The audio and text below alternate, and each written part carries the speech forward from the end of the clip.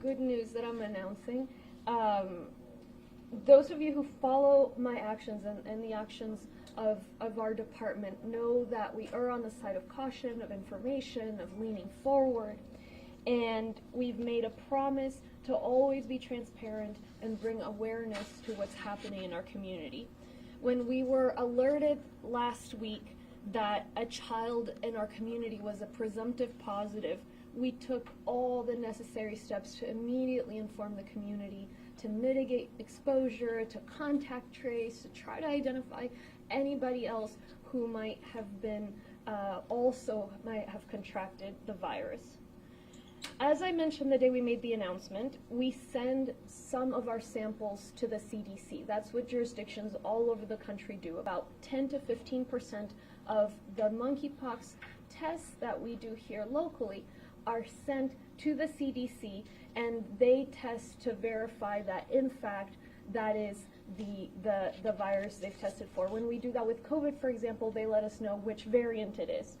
We only send about 10 to 15% of the samples because of capacity limitations that the CDC has. I am pleased to announce we learned from the CDC that the child, in fact, did not have monkeypox. So the case, we believe, was a false positive. False positives do happen. They're very rare. We hadn't had a false positive. This is the first one we've had with monkeypox. Of all the samples we've sent to the CDC, they all come back that, in fact, it was a positive. So that's what I shared last week. But this time, they came back and they said, in fact, this case was a negative. The false positives only happen around 4% of the time. And I'm glad we followed best practices by assuming the child was positive until proven otherwise. This is still the best way to protect our community, is to act based on the information that we have. And as I said, false positives are very, very rare. There have been confirmed cases among children in the United States, including in Florida, in New York, in California. So children are still able to get the virus, but thankfully, we need to still keep working in Harris County, and we can keep working in Harris County to keep children, or at least identified cases, from taking place in the community of our youngest residents. So overall, obviously it's good news to know that as far as we can tell, monkeypox remains mostly concentrated in the groups we focused our response efforts on, and it has not spread to kids yet. So it's time to be vigilant, to get ahead of the virus, to surround it by ensuring that the population most at risk is vaccinated. But we're not at a position where we have reason to believe that kids are at any more risk than they were, say, 2 weeks ago. So as before this case, we know that kids could get it, but we have not definitively identified a case in Harris County, and we're very relieved to hear that. Of course, the family's very relieved as well. So that's one piece. In addition, another piece of good news, I'd like to give an update on the expansion of monkeypox vaccine eligibility. Our goal is still to get as many people who qualify vaccinated as quickly as possible. We've always felt that vaccines are the key to eradicating monkeypox, and the expansion of criteria are what helps us defeat this virus. So today we're expanding eligibility, and we need the community's help spreading the word so we don't get to a situation where the virus spreads farther throughout the community. So we're expanding eligibility to men who have sex with men, and we especially call on men who have sex with men who also have multiple or any anonymous sex partners. But help us spread the word. If you fall under this category, call us, set up an appointment.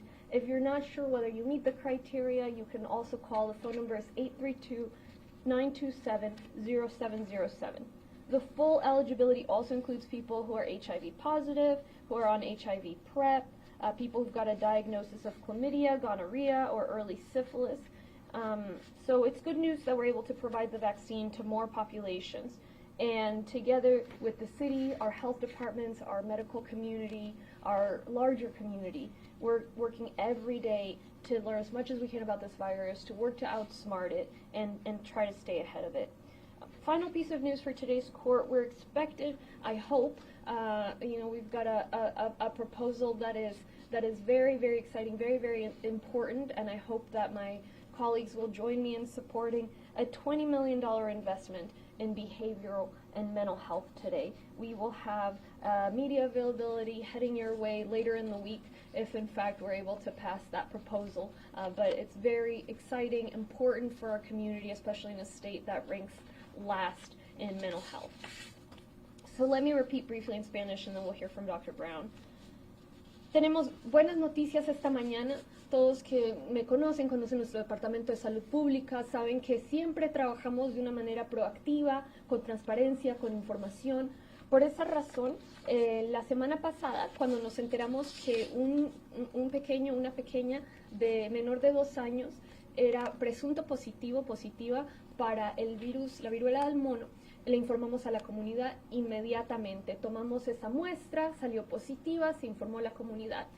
Bueno, como anuncié aquel día, nosotros le enviamos un porcentaje de las muestras a la CDC, al gobierno federal. Un 10 a 15% de las muestras se envían para verificación. Eso lo hacen todas las jurisdicciones, todos los condados y las ciudades de nuestro país que tienen laboratorio. Y no se puede enviar más porque tiene capacidad limitada la CDC. Bueno, en fin, ellos revisaron la prueba y nos informaron que ese caso de hecho era un falso positivo. Es buena noticia, obviamente fue algo preocupante, pero es un alivio. Es el primer falso positivo que tenemos en el condado Harris. Hemos enviado ya bastantes pruebas a la CDC y todas habían confirmado el positivo. Eso lo dije la semana pasada, que todas habían salido positivas, entonces asumíamos que esta también iba a ser confirmada. Pero nos han dicho el día de ayer que de hecho era un falso positivo y este niño o niña no tenía la viruela del mono. Entonces todos descansamos un poco. Los falsos positivos suceden, pero sucede alrededor del 4% de los casos. Ya han habido casos en niños en otras partes de los Estados Unidos, en la Florida, en Nueva York, en California. O sea que sabemos que los niños sí pueden contraer el virus, pero hasta el día de hoy en la comunidad no tenemos confirmación definitiva que un niño o niña tenga la viruela del mono. Entonces es un alivio, tenemos que seguir trabajando para que eso no suceda y eso lo logramos al rodear el virus por medio de las vacunas a la población más afectada. Entonces hay una segunda pieza de buenas noticias y con esa meta en mente queremos expandir la elegibilidad, quién califica para la vacuna en nuestro condado Harris. El día de hoy estamos expandiendo la calificación a hombres que tienen sexo con hombres. Específicamente llamamos a aquellos hombres que tienen sexo con hombres y tienen parejas sexuales anónimas, pero realmente cualquier hombre que tenga sexo con hombres puede venir, pedir la vacuna. Los invitamos a que nos ayuden con eso.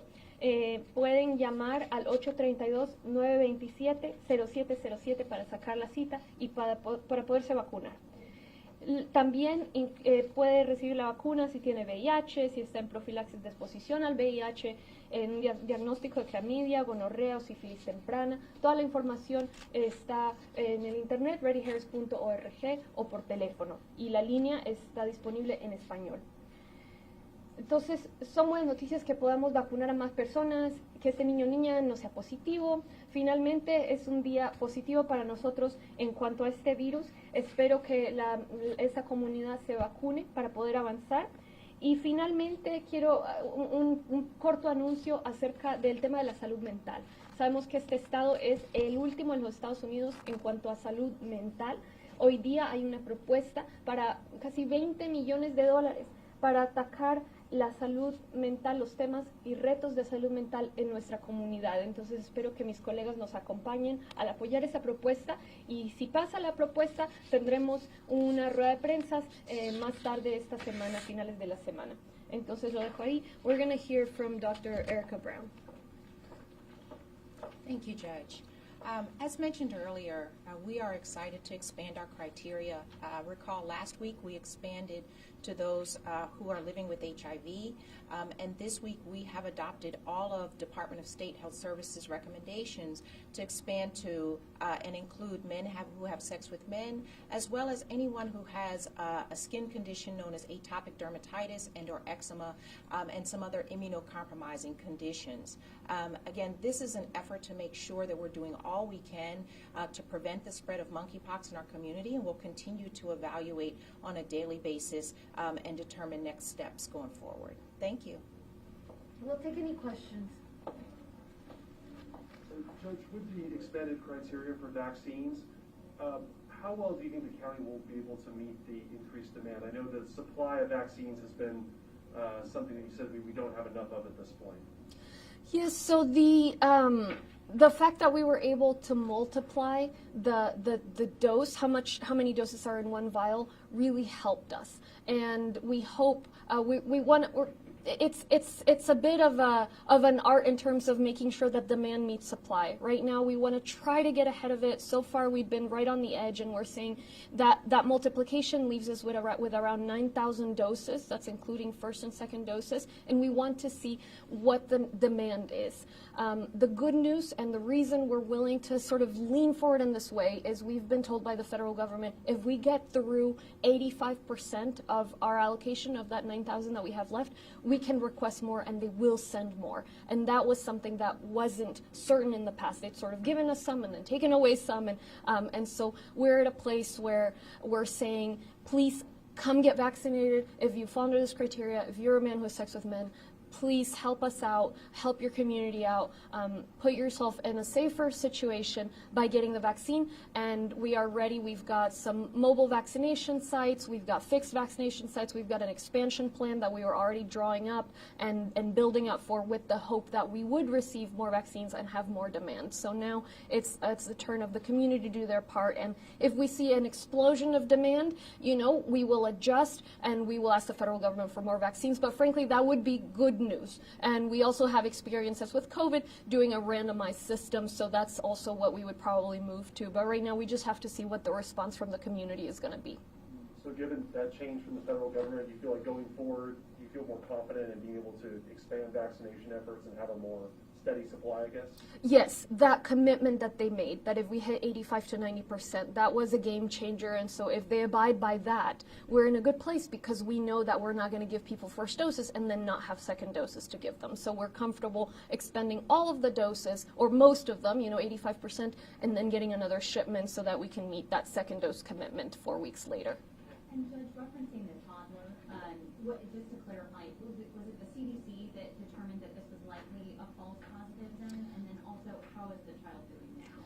Correct. The CDC determined that it was likely a false positive. So with COVID, we do the same thing. We take the sample here, and then some of them get sent to the CDC, and they confirm, yes, in fact, it was COVID, and it's this variant. With monkeypox, they say, yes, in fact, it was monkeypox, and in this case, they said, actually, we're not getting that same result. I know at the time, the most the child had was a rash, a little bit of a fever. The latest, I'll give an opportunity for Dr. Brown if you have any latest information. Yeah. Thank you, Judge. We're unable to comment on the status of the child, but everything has surpassed. You had mentioned 9,000 doses. Just to make sure I have it right, that means 4,500 people can get it at the 2-dose shot, correct? Correct. But as I said, we're looking to spend 85% of that. So actually, we're hoping to get to the vast majority of that, and then ask for another shipment to get those second doses. And we're just now beginning to administer the second doses because we're barely a month into having started vaccinating people against the virus. And at this point, the county is administering the doses as 1/5 of what the old dose was. That's kind of the standard going forward now, right? The recommendation was 1/5, but we've not been able to get 5 doses out of each vial. We've only been able to get 4 doses out of each vial. So it's all we have the same situation in the city. It doesn't seem to give us 5. So we're splitting it into 4, and we are giving it per the recommendation. Any idea why there's that discrepancy? Why it's not able to? Sure. So it's not a discrepancy. It is very common when you have a vial and in drawing up, you have, because it's such a small dosage, it's 0.1 ml dosage, which is just as efficacious as the previous 0.5 ml. However, when you have such a small dosage, even a drop left in the vial contributes to that 5th dose, which is what we're unable to get. I guess maybe another question either for the judge or Dr. Brown. Do you know the total number of cases so far of monkeypox in Harris County, and also the number of vaccines that have been administered so far? I have the numbers here. Let me see if I can pull them up. So cases, we have 451 cases in Harris County, including Harris County outside the city of Houston and the city of Houston. And as far as vaccines, we have vaccinated 2,150 individuals with the first dose. That's only Harris County Public Health. The city of Houston has vaccinated, I would think, somewhere around that number, or perhaps more. I know that they have a higher concentration of the population that's currently at risk, but I don't have the numbers. All of those numbers are on our website, readyharris.org. Folks can always see those numbers, and we're working on putting out even more detailed graphics. And judges, Commissioner's Court planning any steps today in regards specifically to monkeypox and the response to it? We're waiting to see with the Public Health Department if they're needing more resources for expansion of this testing. In the past court, we did commit an additional $1.5 or $1.7 million for them to ramp up testing, and I know they're running down information, so that might be something we could consider. And Dr. Brown, can you talk a little bit more about just how these false positives happen? How was it that the child tested positive here, but the CDC was able to verify that the child was not positive? Yes, so at this time, again, we're not commenting specifically on the pediatric case. We would like to, again, focus on the expansion of criteria and making sure that the public has access to education on readyharris.org, as well as access to our hotline at 832-927-0707.